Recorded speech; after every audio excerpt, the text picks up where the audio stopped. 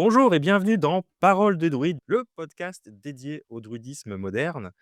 Bienvenue Joël, comment vas-tu? Bonjour tout le monde, coucou Christophe. Ben moi je vais super bien, j'espère que toi aussi. Oui, oui, ça va très bien, ça va très bien. Toujours très heureux de te retrouver.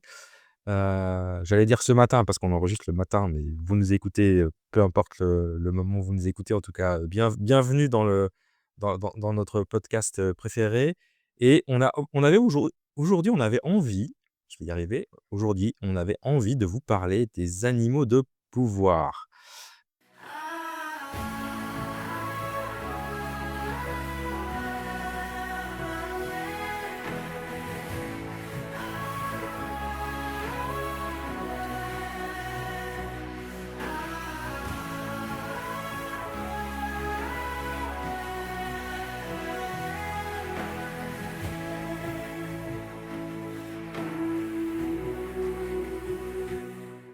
Bienvenue à Parole de druide, le podcast où la sagesse ancienne rencontre le monde moderne. Je suis Joëlle Chautan, également connue sous le nom de druidesse Adana, fondatrice de l'école de druidisme Éoriane à Baule en Suisse, près de Neuchâtel. Avec mon apprenti Christophe Rousseau, nous explorons ensemble l'histoire, les légendes et les pratiques du druidisme au XXIe siècle. Rejoignez-nous dans ce voyage spirituel où nous partageons des récits inspirants des rituels ancestraux et accueillons des invités spéciaux tout en promouvant une spiritualité de paix et d'amour. Préparez-vous à découvrir les mystères et la magie du druidisme moderne. C'est un sujet qui me tient à cœur parce que j'ai écrit un livre sur le sujet et puis j'ai un oracle sur les animaux de leadership. Donc on va explorer un peu les animaux de pouvoir dans le druidisme, et peut-être commencer, Joël, par, expliquer un peu la différence ou alors tout le monde connaît les animaux totems dans le chamanisme là et on a le chamanisme druidique ou le chamanisme celtique, pardon, et puis on a le druidisme. Donc peut-être faire la différence entre comment les druides voyaient les animaux de pouvoir dans leur pratique. Oui, alors c'est bien de commencer par ça, Christophe, parce que c'est vrai qu'il y a beaucoup de confusion par rapport à ça. Alors, la différence entre animal totem et animal de pouvoir, c'est que l'animal totem, c'est un animal qui représente une fonction au sein du clan. Par exemple, on va retrouver chez les Amérindiens des animaux totems avec du coup des totems qui vont être mis devant le clan en bois souvent. Enfin, c'est représentation des animaux les uns dessus des autres. Ça représente les fonctions habitées dans le clan, par exemple. Si on a un animal totem qui va être l'aigle, ça va être une personne qui, au sein du clan, va jouer la fonction de voir la situation dessus, d'être conseillé, de pouvoir prendre du recul pour conseiller comme il faut. Si on a quelqu'un qui a un totem loup, ça va souvent être des défenseurs du clan parce que le loup vraiment est une représentation du clan, donc un défenseur du clan où il va y avoir enfin, les personnes qui vont visiter ce clan, qui voient qu'il y a un totem loup à l'entrée, ben, ça veut dire voilà, sachez juste que chez nous, il y a des bons guerriers. Donc en fait, chaque totem, typiquement le castor aussi, c'est les bâtisseurs. Donc chaque totem va représenter plutôt une fonction au sein du clan, parce qu'il faut savoir que l'animal représente toujours une force et une puissance. Et cette force et cette puissance, elle est habitée sous forme de métier grâce à l'application concrète qu'ils voyaient chez les animaux. Typiquement, les castors étant doués pour construire des barrages, le métier de constructeur était associé au totem des castors parce que les castors amenaient leur intelligence et leur fonction et leur force et leur puissance chez les personnes qui étaient bâtisseurs, parce que comme ça leur donnait une dimension encore plus grande et une sagesse plus grande vu qu'ils pouvaient recevoir la sagesse de ces animaux-là. Donc en fait, le nom de totem n'est pas lié vraiment à l'incarnation d'un pouvoir dans le sens magique tel qu'on aimerait l'avoir dans l'animal de pouvoir, mais plutôt une forme de métier ou en tout cas de fonction dans le clan. Donc ça, c'est vraiment la différenciation majeure. Donc si on va chercher notre animal totem, c'est qu'on cherche notre fonction au sein de la société. Et si on cherche notre, animal de pouvoir, c'est qu'on cherche à avoir un allié qui va nous accompagner dans notre quête spirituelle. C'est 2 choses très différentes. Ouais. Donc voilà, dans le druidisme, on parle plutôt d'animaux totems, vu que les fonctions au sein du clan sont plutôt définies par des métiers purs, tels que, ben, on l'a déjà visité, on a déjà parlé de l'importance des fonctions au sein du clan et que c'est quelque chose qui est très largement, heu, enfin pris en compte dans la société celtique. C'est que chacun doit avoir vraiment sa fonction, qu'il aime. Enfin, on appelle ça les arts, on en a déjà beaucoup parlé, donc je vais pas trop revenir là-dessus. L'animal de pouvoir n'a rien à voir avec ça. L'animal de pouvoir, c'est vraiment un allié, sur le plan, de la quête spirituelle et de la quête magique du druide. D'accord et ça veut dire que, heu, ben, on peut se connecter à plusieurs animaux à certains moments de la vie, en fonction de la quête dans lequel on est. Contrairement au totem où on est, ch oui, comme tu dis, si on est le l'aigle ou le l'ours ou voilà, on a un peu une fonction dans le clan, ben, elle change pas vraiment, tout au cours de sa vie. Là, on peut se connecter à différents animaux en fonction de la quête dans lequel on est, c'est juste? Oui, alors, bon, on a un animal majeur généralement qui va nous représenter aussi dans notre quête spirituelle, qui nous accompagne. Et puis après pour, nos propres traversées, on va, vivre à travers, différents animaux qui vont nous accompagner. Alors faut savoir que les druides considéraient que les animaux étaient des frères pour eux. Mmh. Donc, de nouveau, ils voyaient pas de séparation entre le peuple animal et le peuple humain. Pour eux, en fait, ça faisait partie du grand tout, hein. C'est nous, dans notre société, on cloisonne beaucoup, mais faut savoir qu'avant, en fait, on était reliés à tout, on faisait partie d'un grand tout et en fait, notre place était pas plus importante que n'importe quelle autre place. Donc on fonctionnait comme dans un écosystème, on était aussi beaucoup plus reliés avec la nature, hein. S'il y avait des loups, autour, ben, du coup, je prends le thème du loup au hasard, mais c'est un grand thème du moment, mais s'il y avait des loups autour, bah, il allait falloir vivre avec les loups. On n'avait pas des maisons, pour pouvoir s'en séparer, comme, bah, c'est le cas maintenant, quoique ils bâtissaient quand même des oppidums, donc c'est quand même des lieux plus ou moins protégés, mais pas autant que maintenant. Ils vivaient beaucoup de temps dehors. Donc oui, les animaux étaient très en lien avec eux et donc du coup, la place de l'animal faisait partie intégrante de la société, celtique et pour les druides, c'était vraiment, un représentant d'une force qui allait venir les visiter à différents, moments de leur vie et avec lesquels ils allaient se mettre en lien pour divers, on va dire visite des différents mondes parce qu'on a des animaux qui vont nous accompagner et qui seront pas les mêmes, selon les mondes que l'on va visiter. Donc, donc les animaux dans la société celtique, donc ils vont accompagner les rites dans les différents mondes. Il faut savoir que l'animal, il représente une force et une magie que l'humain ne vit pas forcément dans son monde d'humain. Et donc du coup, quand ils se relient avec un animal, ils accèdent à une expérience, d'un monde. Donc typiquement là, on vit en Abred, donc c'est le monde de la matière et de l'incarnation et donc nous, on vit le monde de la Bred en tant qu'humain. Mais quand on se relie au peuple animal depuis le monde de la Bred, ça nous permet de pouvoir, expérimenter la Bred depuis une toute autre dimension, qui est celle de l'animal, qui lui va représenter un rôle ou quelque chose. Bah, je vais pas utiliser le terme fonction parce que j'ai pas envie de vous mixer le cerveau avec les animaux totems, mais qui va jouer un rôle très particulier au sein de la Bred.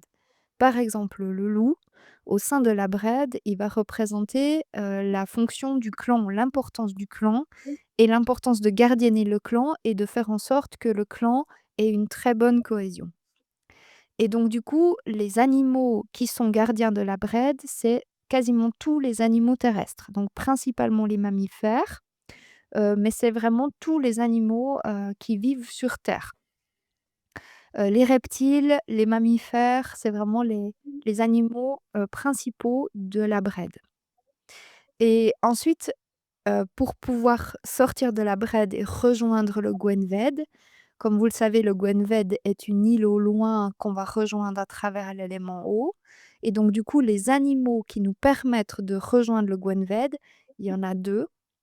Il y a les oiseaux qui vont pouvoir aller vers cette autre île par le ciel et il y a les poissons qui, eux, vont pouvoir aller vers cette autre île à travers, l'eau. Évidemment, c'est pas les mammifères parce que, ben, tout comme nous, faudrait qu'ils prennent un bateau pour pouvoir y aller.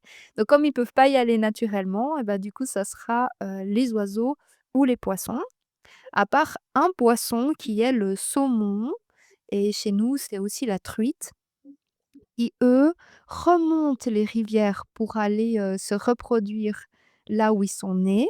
Donc ils remontent à la source et eux, les poissons, c'est les gardiens du passage jusqu'au Kegant, qui est le monde le plus éloigné de nous.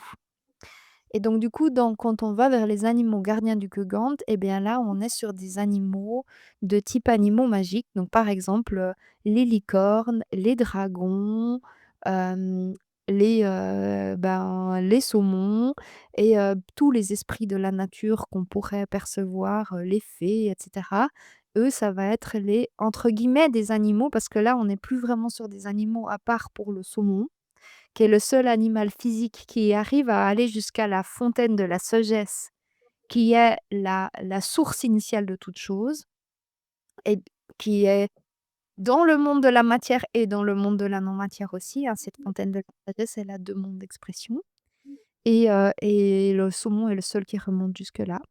Et ensuite, on dit que, tous les animaux de pouvoir, courent sur les rayons de la fontaine de la sagesse, donc sur les ruisseaux. Mais en fait, il y a 7 couleurs, représentent les 7 couleurs de l'arc-en-ciel. Dans certains textes, il y a même 9 couleurs qui représentent les 9 couleurs, du iridisme, 9 mondes d'expression. Ça dépend un petit peu ça dépend des auteurs et en fait, ces 7 ou ces 9 couleurs, c'est les expressions des animaux et c'est sur ces couleurs que courent les animaux de pouvoir et viennent jusqu'à nous, mais ils permettent de relier les mondes. Donc c'est vraiment leur fonction principale, tout en ayant un monde qui leur est spécialement attribué. Donc typiquement, si je reprends la Brède, les mammifères, et tous les animaux terrestres, tortues, serpents et cetera. Les gardiens du Gwenved, les oiseaux et les poissons. Et les batraciens aussi d'ailleurs, qui sont des grands gardiens du Gwenved. Il y a plein d'histoires avec des grenouilles, hein, où elle en fait un bisou avec à une grenouille et puis elle se transforme dans autre chose ou, elle se transforme en prince et cetera. Donc ça, c'est les histoires, qui nous viennent du passé, mais qui sont gardiennes de sagesse. C'est les gardiennes typiquement du monde du Gwenved et les grenouilles et puis, ben, les gardiens du Kegant, qui sont les animaux magiques et le saumon. Voilà un petit peu les 3 grands gardiens que l'on va retrouver, pour les traversées des mondes. Et pour pouvoir traverser les mondes et bien, du coup, les druides auront tendance à quitter leur, peau humaine et expérimenter la traversée des mondes à travers une métamorphose et donc ils avaient la capacité de pouvoir se métamorphoser dans, certains animaux.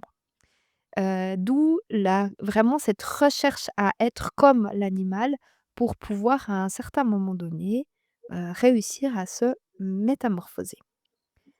Chose qu'on se souvient peut-être parce qu'en fait, on voit qu'il y a des enfants qui cherchent vraiment encore, instinctivement à être comme ou à se métamorphoser.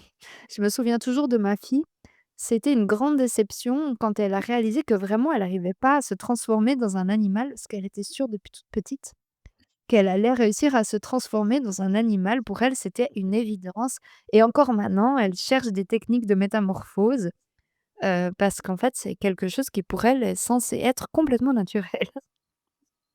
Ouais, c'est chou, c'est chou, c'est chou. Bah, justement sur tu as introduit le sujet de la métamorphose, je crois que tu voulais nous lire un texte, qui traite de ce sujet. Oui, Est-ce que tu, alors, voudrais partager avec nous, un peu de sagesse, oui, c'est le conte de Taliesin. qui est un conte primordial du Ouais. druidisme, qui nous raconte l'histoire de, de Ceridwen, qui est une déesse celte, Ceridwen. Je vais pas vous lire tout le conte parce que c'est vraiment un très long conte. Mais Ceridwen, en fait, elle a un fils. Et, euh, et ce fils, en fait, il s'appelle Afagdou. Et en fait, c'est un fils qu'elle a pas, qu'elle aimerait transformer parce qu'elle trouve qu'en fait, il n'est pas lumineux. Donc, enfin, déjà il est pas beau selon elle, il est ignorant, voilà. Et donc, du coup, elle aimerait le transformer pour le rendre beau et plein de sagesse. Et pour ça, elle va se mettre en quête de l'Awen.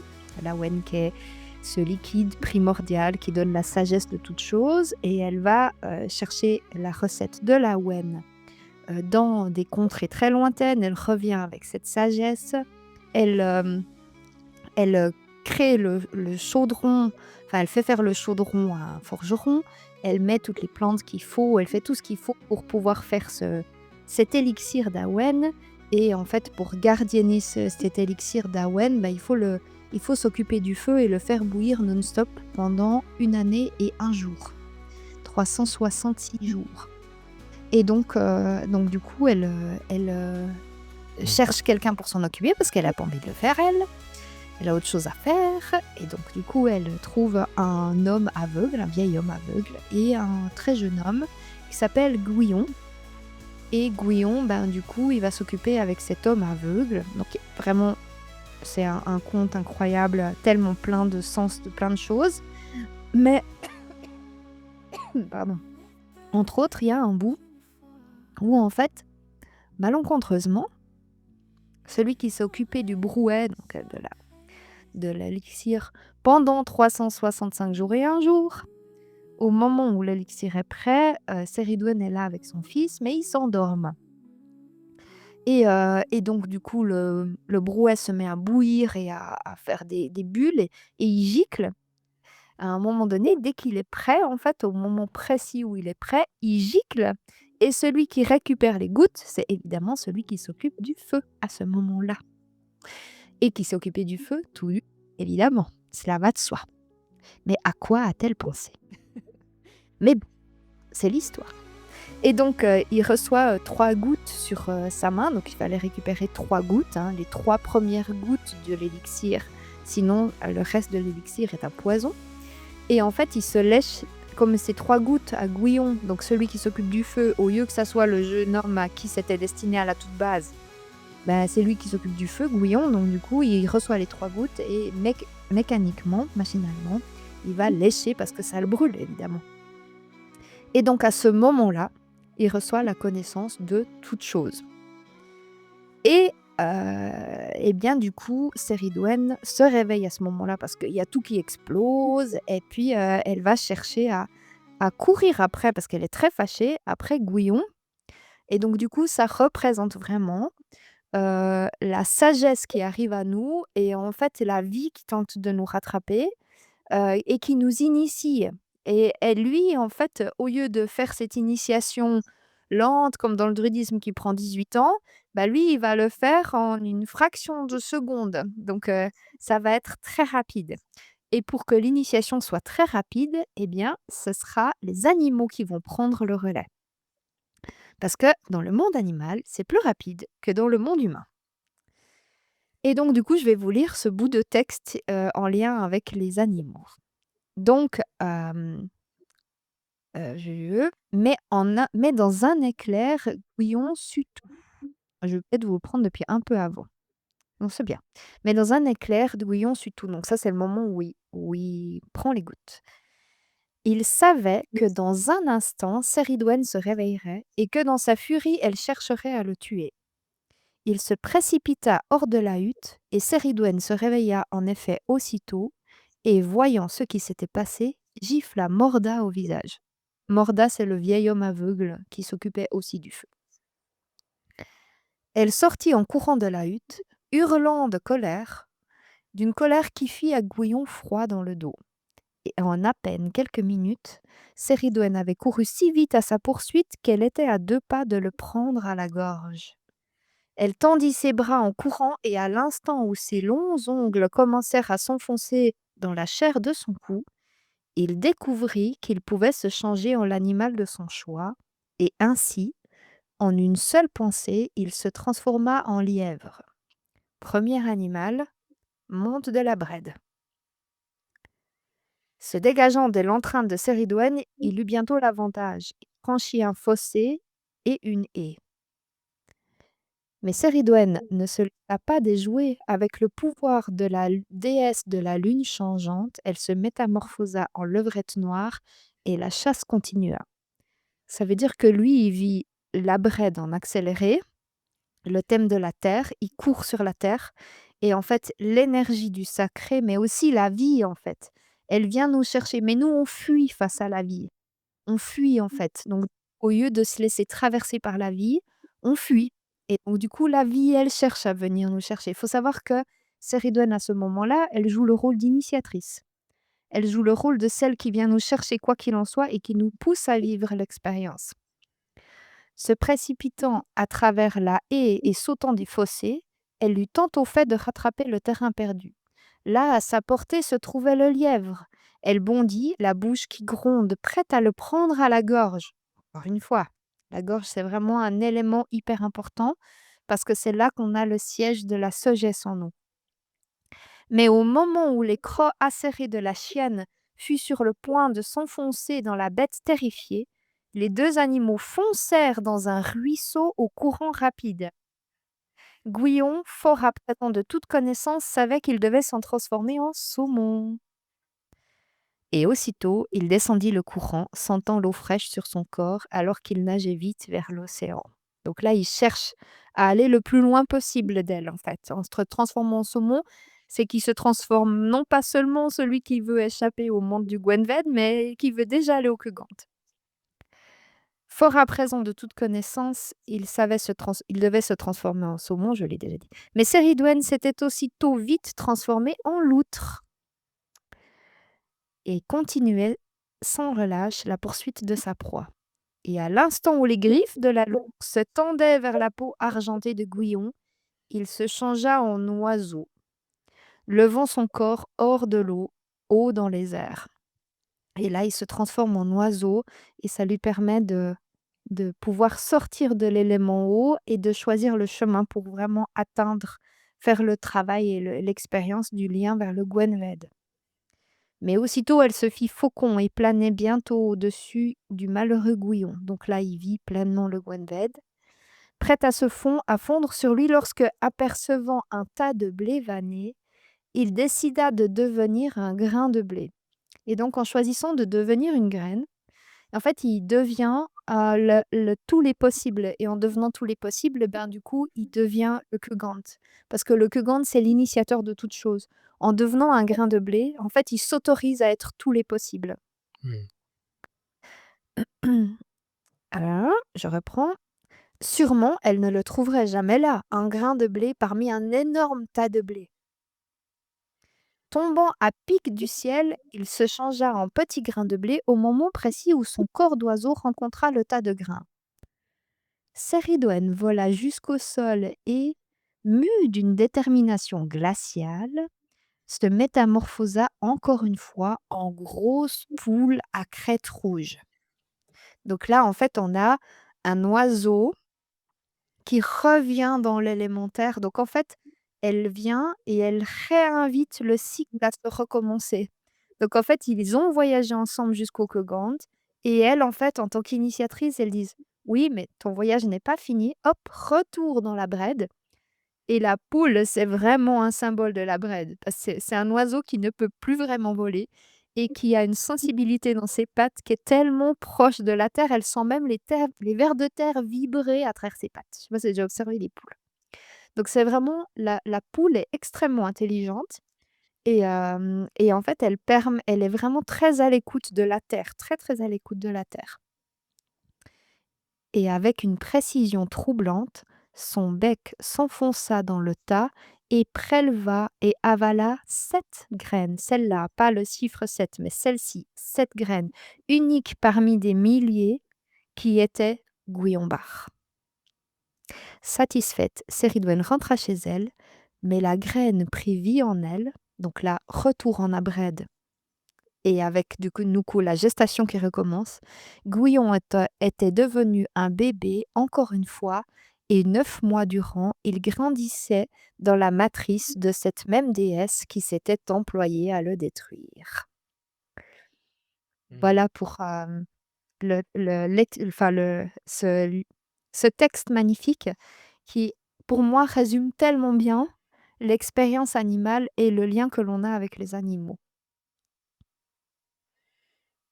Ouais, c'est une belle allégorie, alors il y a le lien avec les animaux, puis l'allégorie, des 3 mondes et de la réincarnation et du Mmh. cycle de la vie, c'est extrêmement joli et poétique. On peut le trouver où ce texte? C'est une bonne question, je ne sais pas si nous on pourrait le mettre à disposition, mais c'est le conte de Taliesin. Alors ce texte, je vous l'ai mis à disposition sur le site de l'école, de druidisme Éorian, eorian.ch. Sous ressources, vous pouvez aller, vous allez trouver, il y a plein de choses et entre autres, je vous ai mis ce texte pour que vous puissiez y avoir accès en entier et pouvoir le lire et le découvrir en entier. C'est un conte qui est magnifique. Alors ça, c'est un très beau cadeau du coup là, merci pour ça. Je pense que tout le monde se fera un plaisir d'aller, retrouver ce magnifique texte sur le site de l'école Eorian. Hem, si on revient un petit peu sur les animaux de pouvoir, il y a peut-être on peut parce que tu as parlé de quelques animaux, mais il y en a quelques-uns quand même qui sont, comment dire? Un peu emblématiques de ce de ce qu'on imagine des druides et des celtes, hein. Je pense aux cerfs, enfin je pense aux sangliers d'abord. Et puis, le sanglier, le cerf et peut-être le corbeau aussi sont 3 animaux qui sont très, enfin qui ont une vraie importance dans la culture celtique et druidique. Est-ce qu'on peut juste un peu les, les détailler, si on peut dire ça comme ça, en tout cas en parler un petit peu? Mmh. On commence par le sanglier? Oui, volontiers. Pour le sanglier, du coup, le sanglier, c'est vraiment, ben, l'animal des druides parce que, il se nourrit de glands, donc c'est les fruits du chêne et le chêne étant l'arbre de la sagesse et représentant l'arbre-monde, le sanglier, il représente vraiment ce lien et cette nourriture de la sagesse du monde. C'est un animal, un mammifère, donc il représente vraiment le monde terrestre. Il va représenter, bah, la capacité à pouvoir recevoir cette sagesse, mais aussi à s'ancrer profondément dans le monde de la brède, tout en se nourrissant de la sagesse de tous les mondes, vu qu'il se nourrit des glands du chêne. Et aussi, ce qui est spécial, le sanglier, il a une pousse de poils où en fait, il y a toujours 3 poils qui poussent à partir d'un même point. Donc ça représente aussi le triskel. Ça, je l'ai découvert en faisant un tambour en peau de sanglier, en lait, en peau de lait et en fait, j'ai vraiment découvert ces 3 poils qui poussent comme ça, qui est typique du sanglier. Voilà, donc le sanglier, c'est vraiment, un animal, on s'en nourrissait pas comme ça. C'était vraiment un animal mythique, et c'était un animal qui représentait vraiment la sagesse. D'ailleurs, les apprentis druides sont considérés comme des marcassins et puis, bah, les druides sont considérés comme des, sangliers ou des lés pour le féminin parce qu'en fait, ils représentent la sagesse de cet animal dans le monde humain. Donc voilà, ils sont très liés avec cet animal. C'est aussi la puissance, la force, Ouais. le lien à la terre, voilà. Un animal qui est aussi, très clanique. Donc ouais, voilà pour le sanglier. Aussi, il fouine la terre, hein, il a besoin d'aller un peu, chercher, la sagesse dans la terre. C'est pas un animal qui nous pousse à nous élever, mais qui nous invite vraiment à descendre jusqu'au fin fond de la terre sacrée. Ouais. Mmh mh. Et comme tu Donc dis, moi je contrairement à ce qu'on veut nous faire croire, on n'en mangeait pas matin, midi et soir, non, non, non, non, pas du tout, non. Et moi, je rêve très souvent de sanglier depuis que je suis petite, donc On voit aussi qu'à travers les rêves, les animaux viennent facilement nous parler parce que, bah, c'est compliqué de lire nous parler depuis le monde de la matière. Et donc du coup, ils viennent souvent nous parler depuis le monde des rêves et en fait, avant que je comprenne que j'ai vraiment un rôle à jouer dans, la société par rapport au fait de transmettre le druidisme et de former, des personnes, au druidisme, eh bien, je rêvais toujours que, il y avait des petits marcassins éparpillés, puis je devais les rassembler et je devais en prendre soin et en fait, quand j'ai compris que, bah, mon rôle, c'était aussi de prendre soin des marcassins et bien, j'ai arrêté de rêver de ça. En fait, c'était vraiment le message et dans les moments où je sens que je m'éloigne un peu de cette voie, bah, je vais re-rêver que je dois prendre soin de ces petits marcassins et puis les rassembler et tout et puis, voilà. Donc c'est un peu un signe pour moi qu'il y a quelque chose à faire quand, je rêve, de sanglier. Mais quand j'en rêve pas, c'est que généralement, bah, ça se passe bien. Donc les animaux viennent facilement me parler en rêve parce que le rêve est une porte vers les autres mondes et les animaux choisissent souvent la voie des rêves pour venir nous parler. D'ailleurs, les gens qui rêvent souvent de loups, les enfants rêvent souvent de loups. Le loup, c'est vraiment le symbole du clan et de la paix et de la cohésion du clan. Quand un enfant rêve souvent de loup, c'est généralement qu'il y a quelque chose à rétablir au niveau de la famille. Donc souvent les gens, ils ont peur ou ils disent: «Ah, il y a quoi avec cette histoire de loup?» Mais en fait, le loup, il va vraiment dire, il y a quelque chose à rétablir, dans le système familial, il y a quelque chose qui dysfonctionne. L'enfant a besoin de retrouver de la sécurité et à faire en sorte que le clan soit plus harmonieux. Donc ça, c'est vraiment le thème du loup. Le loup, ça va être le grand gardien de la protection, d'un clan harmonieux, d'un système qui fonctionne, de la sécurité aussi, quand un enfant se sent pas en sécurité, il va facilement rêver de loup. Parce que c'est cet animal qui va chercher à venir vers lui pour lui rétablir, sa force, sa place dans le clan et sa sécurité. Ouais, ah ben, c'est un bel le loup est clairement un animal, mythique, incroyable et oui, avec des beaux symboles du clan et du travail en équipe aussi, de la collaboration. Parce que le loup n'est pas solitaire comme on voudrait le croire. Enfin, ça existe les loups solitaires, mais en général, ils sont en meute et vraiment, ils ont une collaboration incroyable. Donc c'est un vrai symbole de la collaboration. Oui. Et il y a deux autres animaux dont je voudrais qu'on parle parce qu'ils sont aussi très mythiques, c'est, bah, le cerf. La majesté du surtout qu'en ce moment, c'est la saison du brame, donc on les entend dans les forêts pour ceux qui ont la chance. C'est juste incroyable d'aller voir les cerfs, bramer, en période de reproduction, j'allais dire du rut, mais c'est ça, hein. Hem, c'est aussi un beau symbole, bah, un vrai animal de pouvoir que les druides vénéraient. Oui. Alors le cerf, il va représenter, ben, la transformation et l'acceptation des cycles parce que, ben, le cerf, c'est déjà un animal majestueux et quand on regarde dans ses yeux, on voit tellement, tellement de profondeur. Mais aussi, ben, il va perdre ses bois une fois par an et il va représenter du coup l'acceptation des cycles et que tout continue et que tout bouge et que tout change. Donc le cerf, il va vraiment être ce lien avec, la force tranquille dans l'acceptation des cycles et le lien, profond et réel avec, les cycles qui bougent. Donc par exemple, quand on a besoin d'accepter une situation ou quand on a besoin de se relier plus profondément avec, la nature cyclique des choses et le fait que, ben, il y a besoin de mourir et de renaître et de perdre nos feuilles et de repousser et de perdre nos bois qui sont les liens avec la spiritualité et ensuite ça repousse. C'est aussi la symbolique du changement d'état et de l'évolution spirituelle qui est pas en ligne droite, mais qui est faite de changements.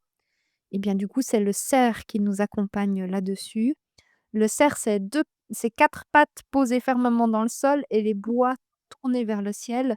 Donc il y a vraiment aussi, un animal qui, dans sa majesté, incarne ce lien tertiel, et cette capacité d'être connecté aux étoiles et à la terre, ensemble avec un cœur grand ouvert. Parce que les cerfs, mais même quand on regarde en fait, les biches, il y a vraiment le cœur. Oh!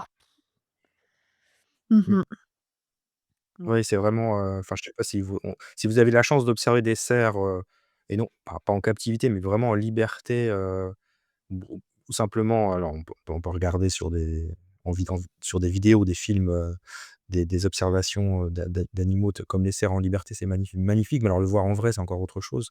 Comme tu dis, il y a quelque chose dans le regard, puis il y a cette, ouais, ce on voit que leur façon de se tenir comme ça fièrement avec le cœur ouvert en effet, ça avec ses 4 pattes bien ancrées, puis ses bois vers le ciel, on a vraiment le symbole, je trouve, de la connexion, terre et étoiles et ciel.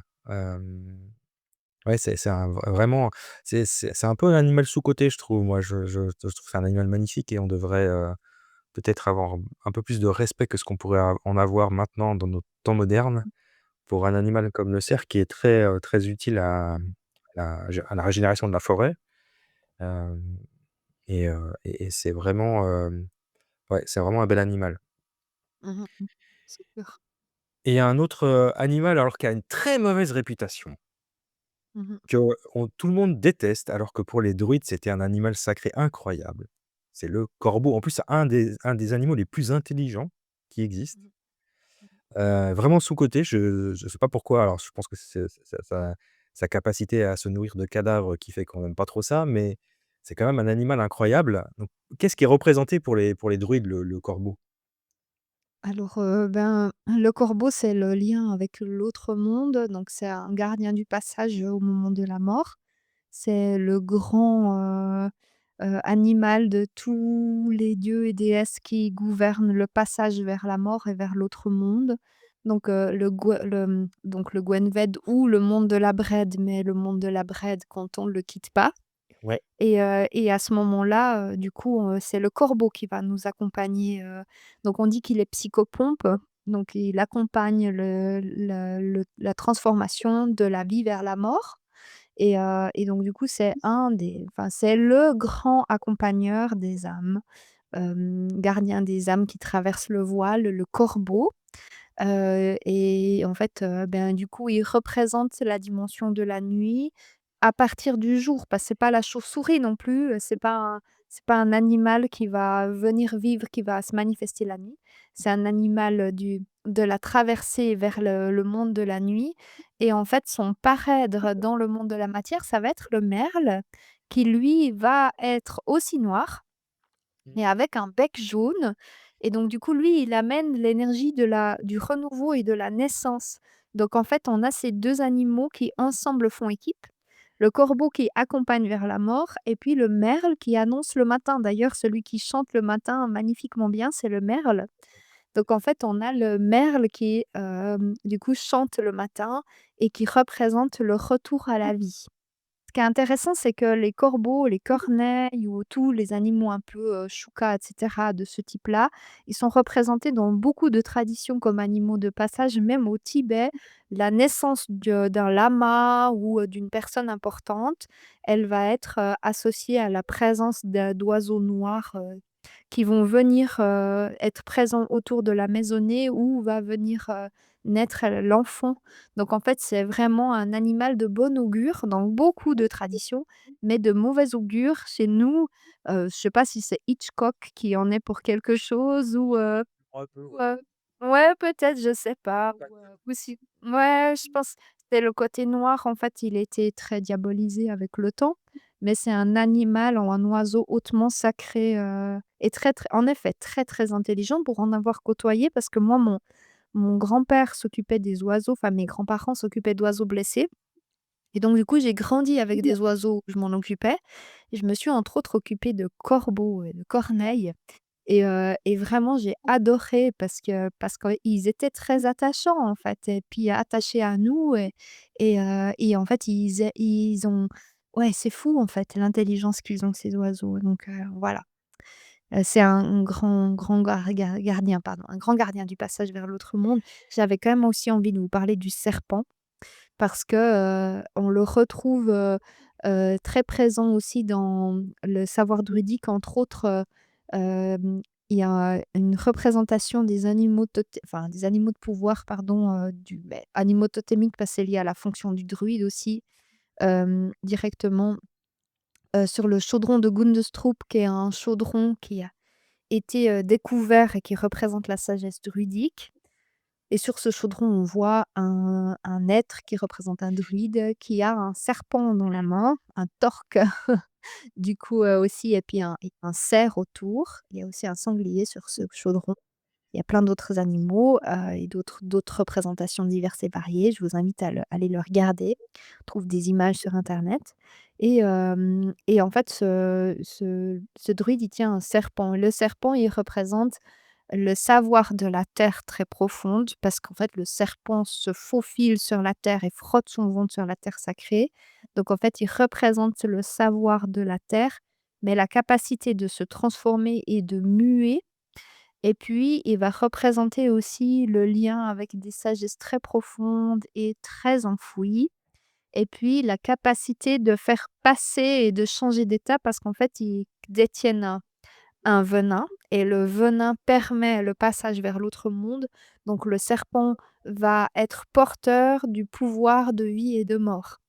Et donc du coup, le druide est aussi porteur du pouvoir de vie et de mort parce qu'en étant, gardien des mondes et en connaissant bien les plantes et cetera, il était capable de poison comme de potions, pardon, de poison comme de potions et donc du coup, il va être aussi, gardien du passage dans les voiles parce qu'il joue ce rôle évidemment et hem et cette position et cette force et cette puissance, elle est incarnée par le serpent qui représente du coup la médecine et la capacité de guérir ou d'accompagner vers la mort, selon, si c'est potion ou si c'est poison.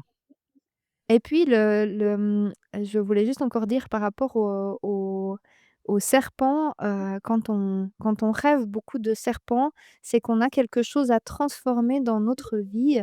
C'est la transmutation et le besoin de mue en fait, vraiment le serpent. Ouais, c'est un beau oui, un symbole de oui, de transformation, de changement, un peu de comme quand on change de niveau, on va dire ça comme ça. Je prends toujours mon image des jeux vidéo, mais c'est ça. Tu passes à un level au-dessus, tu changes de peau. Donc le serpent est souvent un symbole de ça. D'ailleurs, il y a beaucoup de gens qui rêvent de serpents, ça fait partie aussi de ces animaux dont on rêve quand c'est ces moments où la transformation arrive et puis voilà, tout le monde a peur du changement, c'est ce que c'est. Donc c'est un signe, de changement, il faut le prendre positivement, bien au contraire, quand on rêve de serpents. Et souvent les serpents ont aussi en lien avec la sexualité et quand on rêve de serpent, c'est qu'il y a quelque chose à transformer à ce niveau-là. Donc si ça vous arrive, mais laissez-vous faire par l'énergie du serpent dans les rêves. Parce qu'en fait, c'est une immense guérison qui vient à vous, sur, des fois des mémoires d'abus ou des choses comme ça qui peuvent se traîner dans les lignées et les serpents, en fait, dans les rêves, ils ont des fois tendance à enfin, en tout cas, moi, ils entrent par ma bouche, ils entrent par mes oreilles et en fait, j'ai dû apprendre avec le temps. J'ai tellement rêvé de serpents dans ma vie qu'en fait, j'ai vraiment dû apprendre à me laisser, rentrer, pénétrer par les serpents de partout parce qu'en fait, ils venaient vraiment guérir des parties en moi à plein, plein, plein, plein d'endroits et en fait, quand j'ai vraiment lâché prise et j'ai laissé la médecine du serpent qui est quand même vraiment particulière vu qu'elle est associée à beaucoup de traumas de notre vie et ben, en fait, je me suis vraiment laissée faire par cette médecine du serpent et en fait, bah, il y a eu qu'un rêve comme ça et depuis après, il y a plus parce qu'en fait, il a vraiment eu la place de pouvoir amener sa guérison en moi et il y a beaucoup, beaucoup de choses, qui appartenaient à ma lignée du coup, qui ont pu être guéries en moi où du coup, j'étais moins activée par des sujets où voilà, j'étais moins en souffrance par différents sujets, entre autres, sur les thèmes des abus que quand même on traîne un petit peu tous parce qu'il faut savoir que, hem, on vient quand même de lignées, où, où même ne serait-ce que le devoir conjugal de l'époque devait peut-être même être aussi, un abus d'un côté comme de l'autre. Donc en fait, on traîne beaucoup de choses de ce type-là et en fait, le serpent, il vient vraiment guérir ce genre de choses. Donc si vous rêvez de serpents, mais laissez-les faire. Lâchez prise, laissez-les faire. C'est vraiment, des très grands guérisseurs. Et moi, j'en rêve encore beaucoup, mais en fait, ils viennent souvent enfin, me surveiller, ils viennent, ben, montrer qu'ils sont présents puis qu'ils me protègent et ça m'est aussi arrivé de me faire mordre, mais dans mes rêves, mais juste un petit peu pour qu'ils me donnent, la capacité d'avoir l'antidote de certains poisons, mais de pas en mourir, en fait et donc du coup, ils sont venus m'initier avec des morsures très légères. J'ai aussi eu des gouttes de venin qui me sont tombées dans les yeux, dans certains rêves. Donc voilà, le serpent, ouais, c'est un animal incroyable, en tout cas dans le druidisme extrêmement important. OK. Hem, est-ce qu'on a un peu fait le tour des animaux, on va dire, mythologiques et classiques, utilisés dans le druidisme? Alors, J'ai du coup, l'impression, hein. il y a le saumon, évidemment, qui est, Le saumon, ouais, on en a parlé un peu au début, on peut voilà, ouais, qui représente vraiment, ben, le saumon de la sagesse qui connaît tous les mondes parce qu'il voyage facilement entre les mondes et une fois l'an, il retourne jusqu'à la source. Donc, cette notion de cycle, de cycle, une fois par an, retourner jusqu'à la source, donc, le saumon.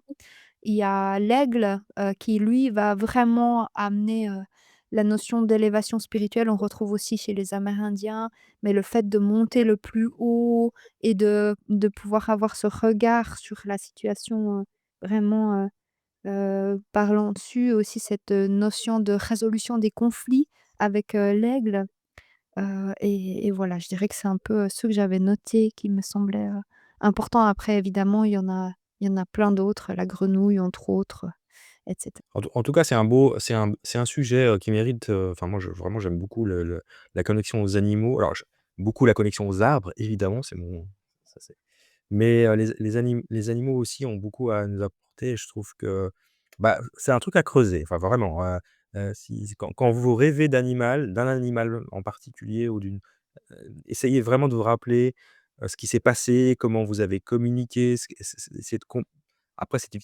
difficile de comprendre les messages, mais en tout cas, ils ont toujours une signification et un symbole, qui est assez facile, hein. On peut après vous chercher sur internet ou vous achetez un livre sur les animaux, sur les animaux de pouvoir et vous trouverez facilement, à quoi ils sont, à quoi ils sont connectés en fait comme valeur ou voilà comme symbole.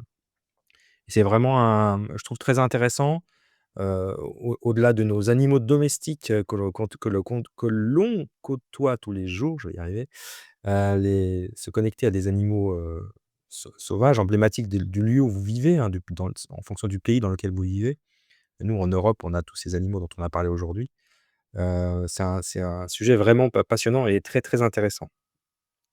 Si vous voulez un petit peu creuser plus, toi Christophe, tu as dit que tu as un livre et puis un oracle sur les animaux, dans les entreprises, sauf erreur, non? Oui, alors j'ai un oracle qui s'appelle «Les animaux de leadership», et un livre qui s'appelle aussi «Les animaux de leadership». Alors le livre, il est en train de sortir, donc peut-être au moment où vous écoutez, il est pas sorti ou il est sorti, donc je mettrai pas le lien pour le moment, mais quand il sera sorti, je le mettrai. L'oracle, lui, par contre, il est sorti. Donc oui, en tout cas, moi, je trouve intéressant de travailler sur les valeurs, heu, le symbole ou le lien qu'on fait entre les animaux et des symboles qu'ils représentent, les valeurs qu'ils représentent et les valeurs des en dans l'entreprise qui est un endroit où justement, les valeurs sont souvent, affichées, mais pas forcément respectées. Donc là, ça permet de se connecter en plus à quelque chose à un symbole plus concret. Si on se connecte au loup, ou au cerf ou à la chouette ou le hibou, enfin peu importe, ou le castor comme tu dis, voilà, ça connecte à des valeurs différentes et puis je trouve ça intéressant et beaucoup d'entreprises l'utilisent, hein. Il y a plein d'entreprises qui utilisent un animal comme symbole et donc je trouvais intéressant d'utiliser ça, d'aller plus loin dans cette démarche-là. Donc si ça vous intéresse, ben je ne peux que vous recommander de travailler et de jouer avec l'oracle des animaux de leadership et puis ouais, c'est un sujet que je trouve, très intéressant et hem Mais c'est pour et et répondre heu un et je vous encourage vraiment, vraiment ah pardon. oui, c'est alors oui, oui, on a un petit problème de décalage, mais ça va le faire. Oui, alors c'est vraiment, l'idée de l'oracle là, c'était de travailler sur les valeurs, donc aussi bien personnelles, donc en tant que personne, travailler sur ses propres valeurs et de tirer une carte, enfin il y a plusieurs mais il y a plusieurs règles possibles, mais de tirer une carte, puis c'est de se connecter à un animal et puis il y a la possibilité de travailler en groupe, en équipe. donc soit pour une entreprise, soit pour une équipe ou une organisation, de travailler sur les valeurs de l'équipe. C'est toujours un vrai sujet, compliqué, les valeurs d'une équipe parce que on sort toujours les mêmes choses, le respect, l'intégrité, enfin des choses comme ça, ce qui sont des valeurs évidemment importantes. Et là, ça permet d'aller un peu plus loin parce qu'il y a 72 animaux avec 72 valeurs qui sont possibles et sur lesquelles on peut travailler. Puis il y a une en fonction des cartes qu'on va tirer, ben, tout un travail que l'on peut faire en équipe sur, comment on représente ces valeurs chaque jour, comment on les utilise, voilà. C'est pas juste de tirer une carte et dire: «Bah, voilà, ma valeur du jour, c'est l'aigle, donc c'est la vision voilà, la vision de l'entreprise ou la vision de la personne sur sa vie» ou des choses comme ça, mais après c'est comment on l'intègre dans sa vie, en fait. Bien Donc sûr. on peut le faire grâce à ce petit jeu très sympathique. Mmh. Et puis, ben, si ça vous intéresse, moi j'ai un oracle qui s'appelle l'oracle des animaux de pouvoir, qui est destiné aussi plutôt aux enfants, et voilà, que vous pouvez, découvrir les messages des animaux dans la sagesse druidique, plutôt pour le monde des jeunes enfants, pas des tout petits, mais vous aussi en tant qu'adulte, vous allez peut-être l'apprécier. C'est, ben, voilà, les messages, comment s'identifier à un animal, pourquoi on s'identifie, le message qu'il a pour nous et puis aussi, ben, ça permet d'apprendre un peu plus sur l'animal parce que j'ai chaque fois mis, comment, il vit, où il vit, si c'est un prédateur ou une proie, s'il creuse un terrier ou pas, si combien il a de petits, enfin voilà. Du coup, c'est toujours intéressant avec des très jolies illustrations, faites, par Lucie Crouza qui est une jeune illustratrice, de la région de Fribourg. Donc voilà pour l'oracle que vous retrouvez, ben, du coup, je pense que Christophe, tu mettras les liens pour, tous ces Ouais. produits à différents dans un moment. Toutes ces ressources possibles et incroyables. En tout Mmh. cas, un grand merci. Est-ce qu'on f on finit quand même avec une petite triade, juste pour ne pas rompre à la tradition ou Tout à fait. 3 métamorphoses mènent à la sagesse. Celle du corps qui apprend la fuite du lièvre, celle du cœur qui se souvient dans les eaux du poisson, celle de l'esprit qui renaît dans le grain que la déesse avale. 3 métamorphoses mènent à la sagesse, celle du corps qui apprend dans la fuite du lièvre, celle du cœur qui se souvient dans les eaux du poisson, celle de l'esprit qui renaît dans le grain qu'avale la déesse. mmh, peu alors, aux relations à l au conte de tout à l'heure, évidemment. Oui, évidemment. Je pense que là, c'est pas fortuit, hein, c'est tout à fait, fait exprès. Ben, merci beaucoup, Joël, c'était, encore une fois un sujet, passionnant, hem et un bel épisode sur nos animaux de pouvoir, et non pas de totem. Donc on vous souhaite une belle semaine et j'espère que vous allez un peu creuser cette histoire, aller chercher un peu quels sont les animaux qui vous inspirent ou qui vous Ah, oui, tu voulais rajouter quelque chose? oui, parce que je suis sûre qu'on aura la question: «Comment est-ce qu'on découvre notre animal de pouvoir?» Ouais. Oui, parce que là, c'est sûr, vous allez nous poser la question, donc on va juste faire une petite parenthèse. On la sent venir. Alors, l'animal de pouvoir, alors, il y en a qui le découvrent à travers des rituels chamaniques ou des voyages chamaniques. Certes, parce qu'en fait, pour pouvoir voir cet animal ou pour qu'il vienne à nous, eh bien, il va falloir se mettre en état modifié de conscience pour pouvoir, lui donner un chemin jusqu'à nous. Comme je vous dis, il vient souvent en rêve. Mmh. Mais justement, la voie des rêves, c'est une grande voie pour découvrir notre animal. Donc, observez de quel animal vous rêvez beaucoup. Parce que si vous rêvez beaucoup d'un animal, c'est souvent que cet animal, il a tendance à venir vers vous pour une fonction très particulière. Donc, plutôt quel animal vous rêvez souvent. Aussi, ça peut être un animal auquel vous vous sentez très proche ou très lié, et ça peut être n'importe quel animal. Il y en a pas des mieux et des moins bien, en fait. Comme ils détiennent tous une sagesse, donc ça peut être n'importe quel animal.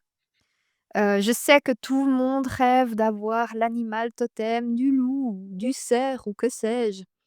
Mais en fait, n'importe quel animal, est un animal qui est bien et moi, je me souviens de mon premier voyage chamanique que j'ai fait, j'avais une vingtaine d'années.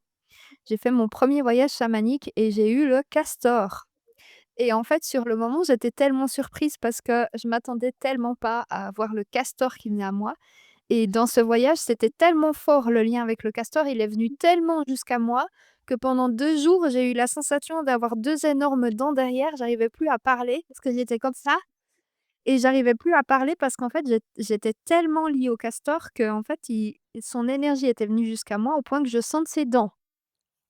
Et il y a des enfants qui disent: «Mais je sens mes oreilles de loup» ou «Je sens les crocs» ou «Je sens les griffes» et ça, c'est normal, c'est que l'animal est tellement en nous qu'en fait, on peut commencer à le sentir.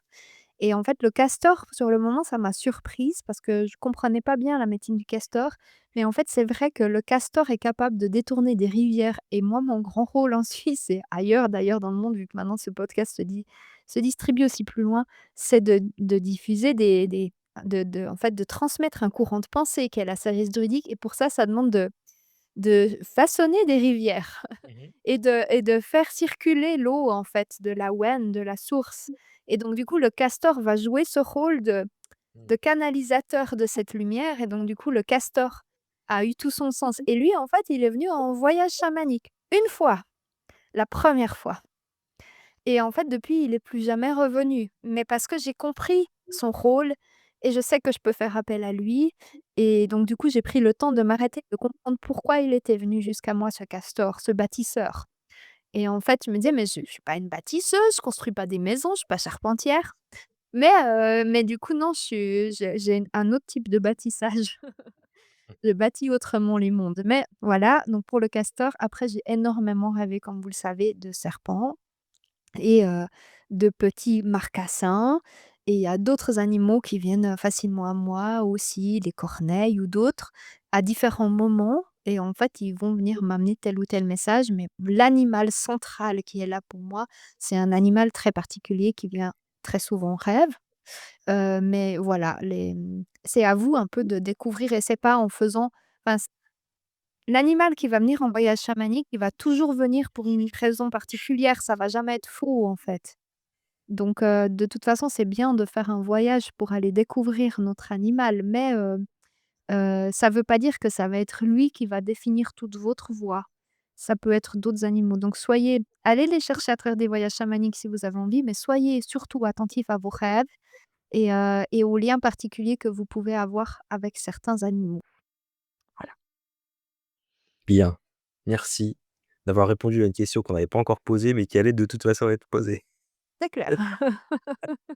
Ce fait tiens. Et puis, beh, je pense qu'il va vous reposer derrière: «Oui, mais que si je fais pas de voyage chamanique, comment je peux faire?» et voilà. Bon, il y a Soyez attentifs à vos rêves. voilà, déjà, Mmh.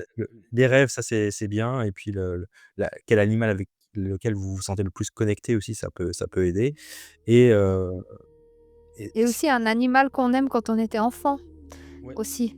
L'animal que vous étiez enfin, auquel vous étiez attiré, votre animal préféré quand vous étiez enfant. Ça aussi, ça tombe pas de nulle part. Oui, c'est Mmh. juste. C'est juste, c'est juste. Mmh. Très bien. Voilà. Je crois qu'on va arrêter pour aujourd'hui. On Oui. va vous souhaiter une belle semaine, une belle connexion à vos animaux de pouvoir et puis, on vous retrouve la semaine prochaine, pour, d'autres aventures. Parfait. Merci beaucoup. À très bientôt. Bonne semaine. À bientôt tout le monde. Dans la forêt ancienne, un souffle me réveille. Un loup marche en silence, gardien du seuil. Son regard est un feu, un secret qui veille. Il m'apprend la force, l'alliance et l'accueil. Un cerf lève sa tête vers les étoiles. Ces bois dessinent des chemins dans la nuit. Il perd, il renaît, il traverse les voiles et murmure n'aie pas peur de ce qui finit.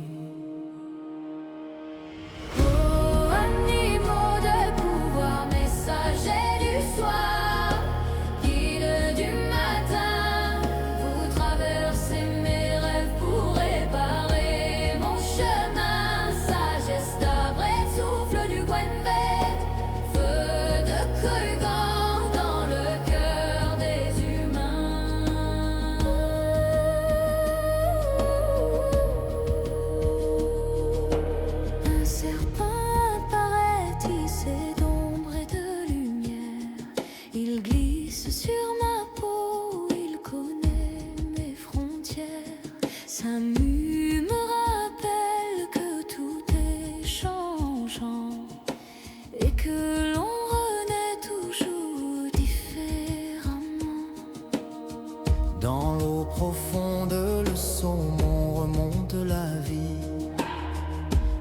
fois par an vers sa source infinie. Il dit, souviens-toi, tout vient du dedans.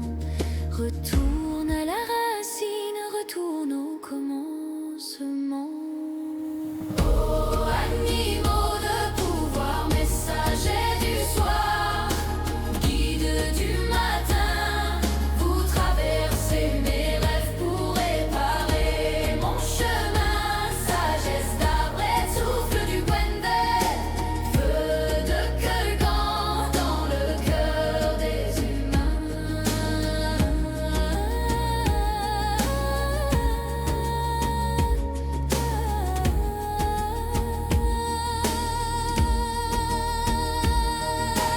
Dans le ciel, un corbeau noir ouvre la voie. Psychopompe du passage, gardien des choix. Il chante la mort, mais aussi la renaissance. Car tout recommence dans le silence. Lièvre, saumon, oiseau, transformation. Les mondes s'ouvrent dans la métamorphose.